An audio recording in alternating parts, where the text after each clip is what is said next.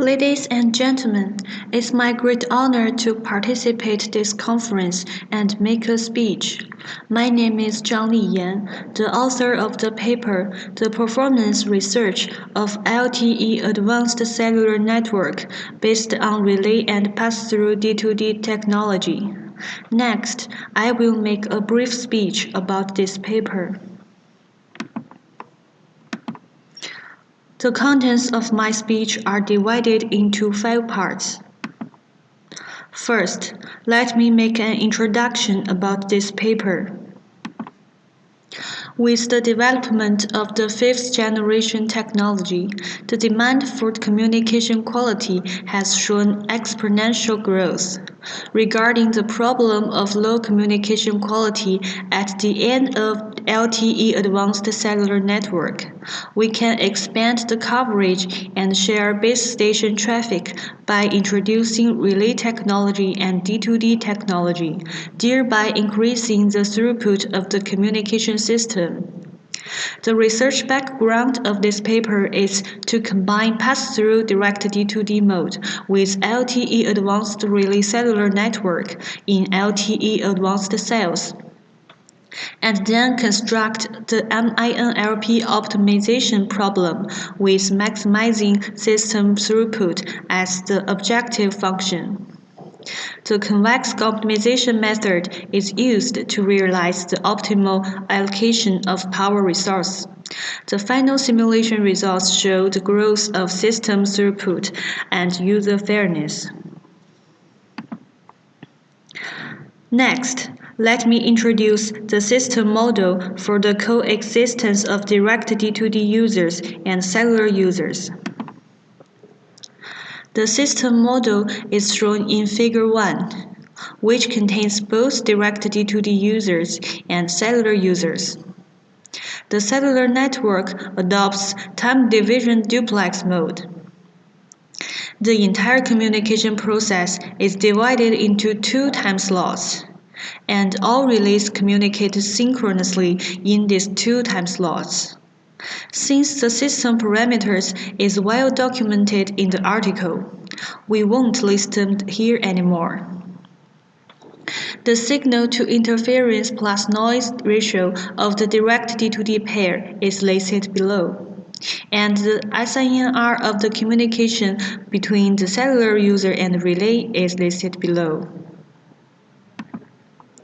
In summary, for user UL and the relay L coverage, the total information rate consists of 2 parts. Part 1, pass-through D2D mode. The user UL communicates in direct D2D mode and the information rate is listed below. Part 2, cellular mode. The user UL communicates in the cellular mode and the information rate of this communication process is listed below.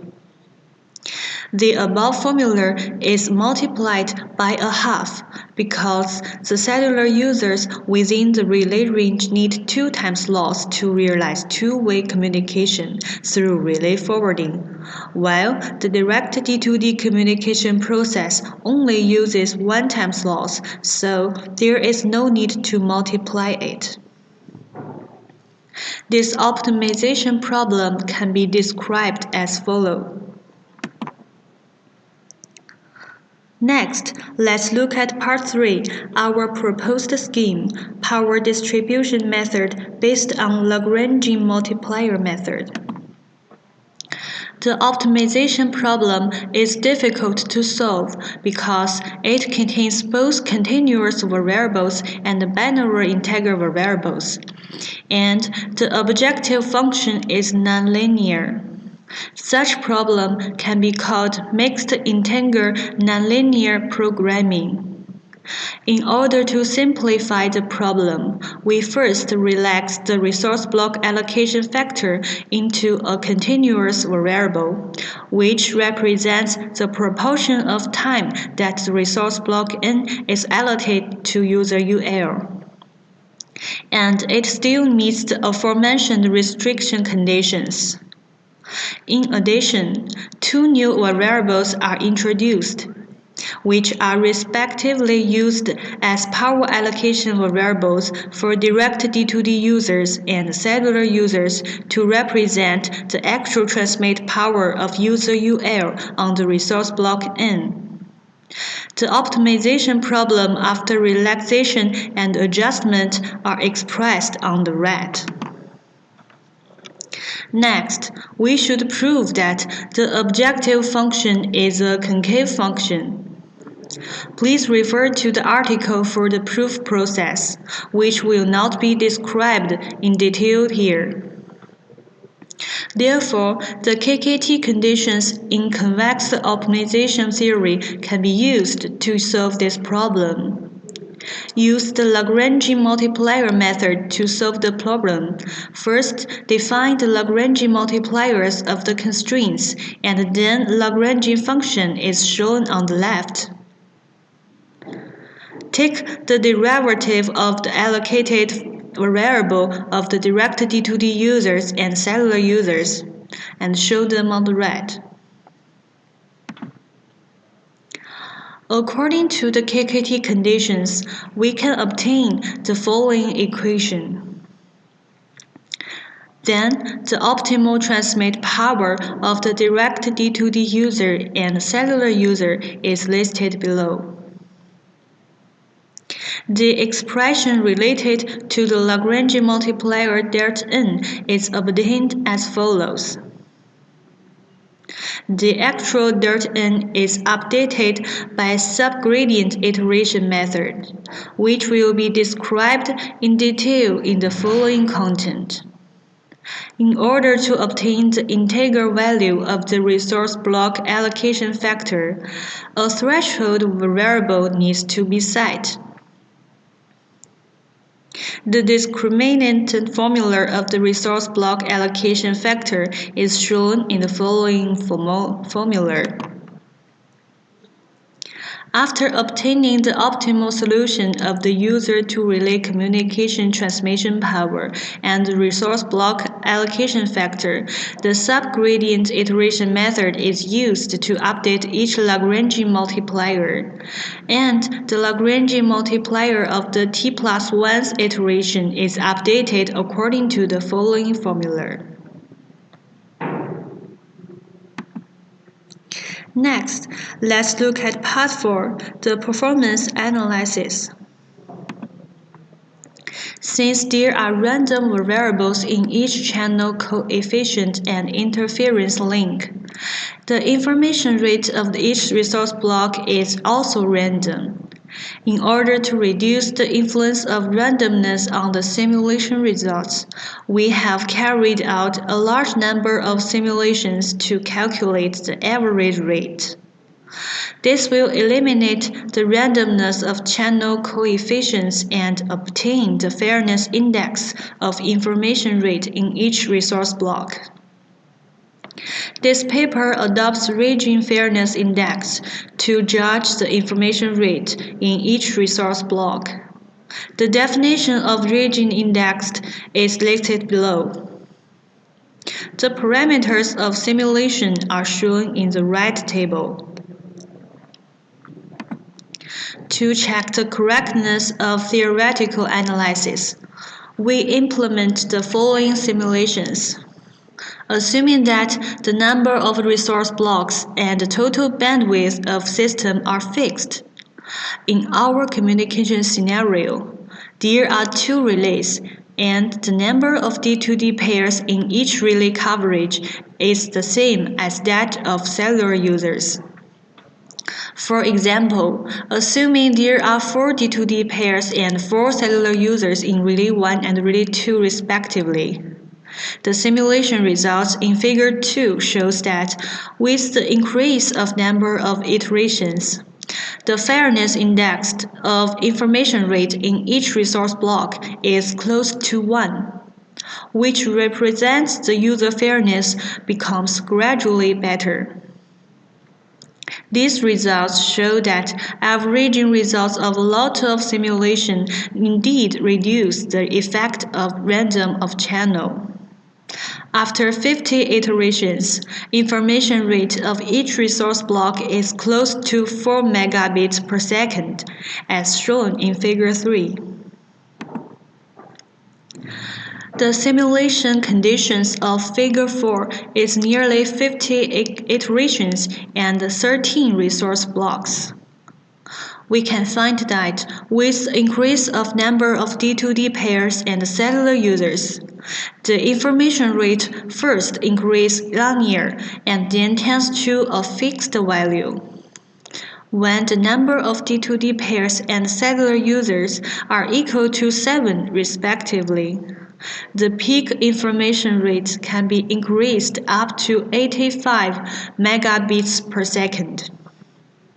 With the same conditions as Figure 4, we analyze the fairness of information rate of each resource block. The simulation result is shown in Figure 5. We can find that with the increase of number of D2D pairs and cellular users in coverage area of each relay, the fairness index also grows close to 1. The reason is that when there are few users, each resource block may not be fully utilized. However, with the increase of users or links, especially the number of users or links exceeds the number of resource blocks, the resources allocated to users in system are almost the same and the total resource blocks are fully utilized. This improves the fairness of each resource block. With the same conditions as Figure 5, the fairness of information rate of different type of users are shown in Figure 6. With the increase of number of D2D pairs and cellular users in coverage area of each relay, the fairness of information rate of D2D pairs and cellular users decrease gradually. The reason is that for each resource block, each slot can only be occupied by one user served by relays. When the number of users is larger than that of resource blocks, there is resource block competition between communication links. The above resource allocation scheme ensures that some of users have priority to use the current resource blocks, and the other users have to wait for resource blocks. This leads to the decrease of fairness index of two kinds of users in terms of information rate. From the above analysis, we can come to the final part, conclusion. In this paper, we firstly set up a complex scenario, which includes base station of LTE advanced relays and D2D pairs. Next, under the mode of direct D2D, we analyze the communication links of D2D pairs and cellular users, especially the interference of these links. Based on the above elements in scenario, we build the system model of information rate. Then, we formulate this model into a MINLP problem. Utilize Lagrangian multiplier and KKT conditions to obtain the optimal power allocation. The simulation results show that with the increase of number of users, the fairness index of information rate of each resource block also increases and gradually approaches 1. That's all of my speech. Hope that this speech can be helpful to you. Thanks for your listening. Goodbye.